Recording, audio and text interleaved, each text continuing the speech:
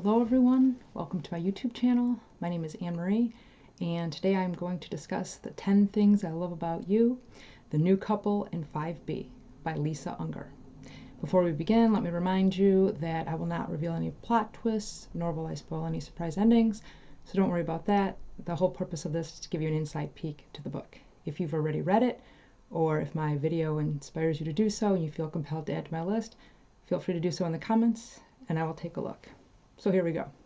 The New Couple in 5B is about a young couple, Rosie and Chad Lowen, who inherit his uncle's luxurious apartment worth roughly $5 million in the historic Windermere building in New York City. However, there's a dark and tainted history lurking behind the building's perfectly maintained facade. And the more Rosie learns, the more she realizes there's more to this apartment and its residents than meets the eye. Which brings me to the first thing I love about this book, the historic Windermere. In the book, the Windermere is an iconic Manhattan apartment building built in the late 1920s on Park Avenue in Murray Hill, on the site of an old church that burned down. The lobby contains marble floors, a polished doorman station, dark wainscoting, and ornate red and gold wallpaper. All the finishings in the building, from the crown molding to the polished brass doorknobs, are original. Windermere residents do not like change and are dedicated to preserving the history of the building's ornate details. The second thing I love about the New Couple in 5B is Avi. He's the polite and helpful full-time doorman who manually operates the Windermere's original elevator. Straight-backed and clean-cut, Avi is tall with thick black hair and is described as being ageless. With his maroon uniform, blazer, and cap, he takes his job very seriously, and he is always at the ready. Having spent decades working at the Windermere, he is always pressed and polished, unfailingly proper, and is a romantic apparition of New York past. The third thing I love about this book is Ella Aldridge, along with her husband, Charles. Ella is an heiress, and Charles is a retired architect. Now in their 70s, they are a cultured, art-loving, world-traveling couple who live in the elegant, curated apartment next door to the apartment that Rosie and Chad inherited from his uncle Ivan. Ella and Charles are warm and welcoming and even helped Rosie and Chad care for Ivan when he was ill. On the day Rosie and Chad move into the apartment, Ella and Charles bring a picnic basket of sandwiches for them. In Chapter 18, knowing Rosie could use some company, Ella brings over a Dutch oven full of chicken soup and visits with her. Magnanimous is how one of the other neighbors describes them. Charles has lived in the Windermere his entire life. His grandparents were the original owners of the apartment. Ella is described as one of those effortless hostesses who knows how to make people feel good. Ella and Charles love to entertain their neighbors with cocktail parties, game nights, and even astrology nights. Interestingly, Ella has a collection of charm necklaces that she hands out as party favors. Which brings me to the fourth thing I love about this book, charm necklaces. In Chapter 9, we learn that Ella gave Chad one of them for good luck. The charm is a silver hand, fingers pointing down, with a blue and white stone in the middle that looks like an eye.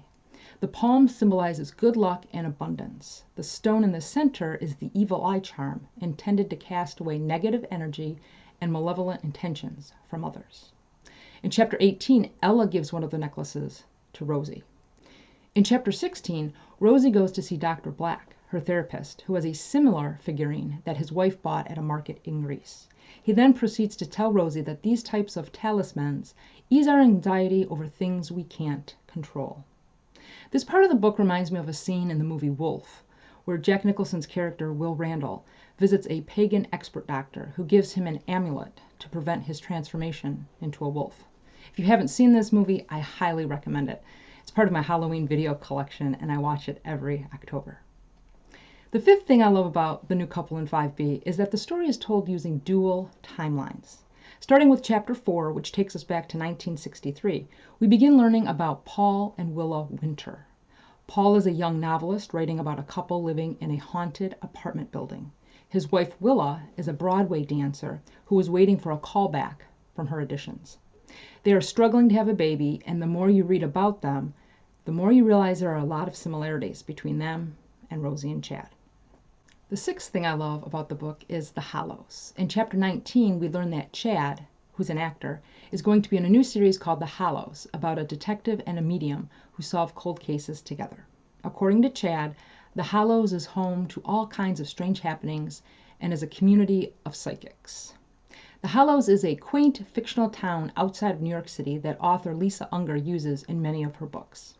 This location is used in Last Girl Ghosted, which I'll talk about in a later video.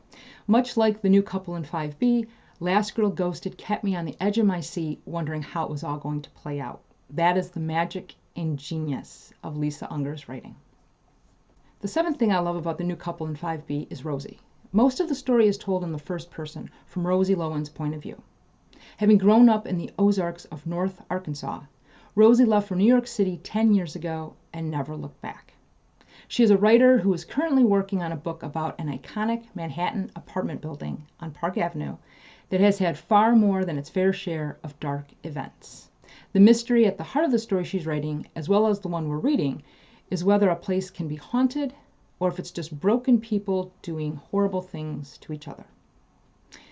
Chapter 12 provides greater insight into Rosie's past. We learn that her mother is a tarot card reader, her sister and grandmother have prophetic dreams, and her father genuinely believes that he can heal the sick.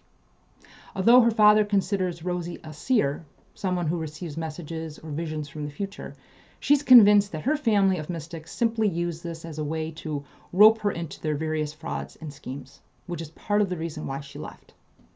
A lot of this book questions whether people can legitimately have these supernatural abilities or if there's a simpler explanation for premonitions that prove true.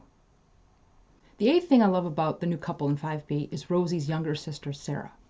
Sensing Rosie is in danger after having one of her prophetic dreams, Sarah begs Rosie to leave New York and come home to the Ozarks. Rosie, however, has built a life in New York that she refuses to leave.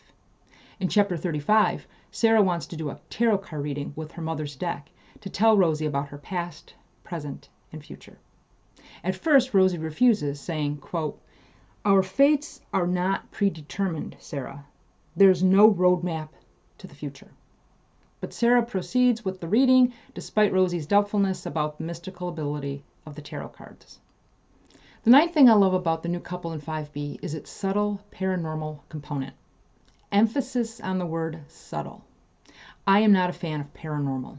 My sweet spot as a reader is a twisty whodunit with living, breathing people, no ghosts included. But I made an exception for this book because the paranormal component does not dominate the story, nor does it directly impact what is currently happening. Lisa Unger simply sprinkles it in to add a bit of creepiness to the building's dark history. So if you're like me and you're not a fan of psychological thrillers with paranormal activity, don't be turned off when you realize it's in here, because I promise you it's low key and it takes a backseat to everything else that is going on in the story. Trust me, in this book, the living are far more dangerous than the dead. The 10th thing I love about this book is that it has all the feels of Ira Levin's Rosemary's Baby, Stephen King's The Shining, and Riley Sager's Lock Every Door. I think this review left by author Ana Reyes is spot on. If The Shining's Overlook Hotel were a luxury apartment building, it might resemble the Windermere. Architecturally stunning, a tribute to a gilded past, yet deeply sinister. I was terrified the moment Rosie and Chad moved in. The New Couple in 5B is another thrilling, twisty hit from master of suspense, Lisa Unger. Yes, definitely. I agree 100% with Ana Reyes' review. In the acknowledgement section, Lisa Unger admits that Rosemary's Baby was a source of inspiration for this book. She also says she drew inspiration for Rosie and Chad's Windermere apartment from her late aunt's Park Avenue apartment in Murray Hill. If you've read the book and would like to add to my list of things to love, feel free to do so in the comments. Until next time, take care, be well, and happy reading.